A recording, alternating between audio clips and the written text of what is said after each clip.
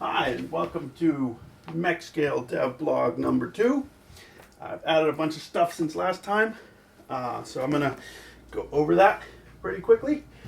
And first of all, I've added a bunch of environment art and started, this is all still pretty incomplete and temporary, but started adding some gameplay stuff. So now you can see we've got these beautiful sunset and hills around.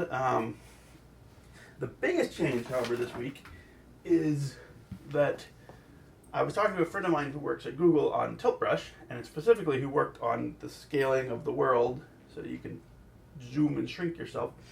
And he pointed out to me that the way I was scaling the mech is more like scaling the world down. So you remain human size, but the world becomes a miniature. And that's neat, and I still might leave that as a mode in there. But he suggested a different way of scaling, which kind of keeps your head human size, but scales the rest of the world and your movements up.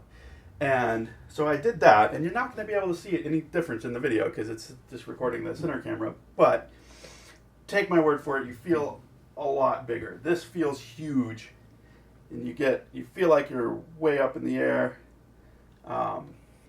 And so that's a huge change that I'm really excited about. I might leave both scaling as an option. I don't know. So the other stuff, I have started to add some gameplay. I don't have any menus yet, so I just have this little kiosk thing that you shoot to start the game. I've got some sound effects and some little enemy guys here.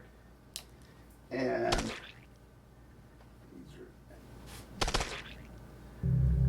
so right now, the guy's foot's in the way. You can shoot at him with this little shooty gun.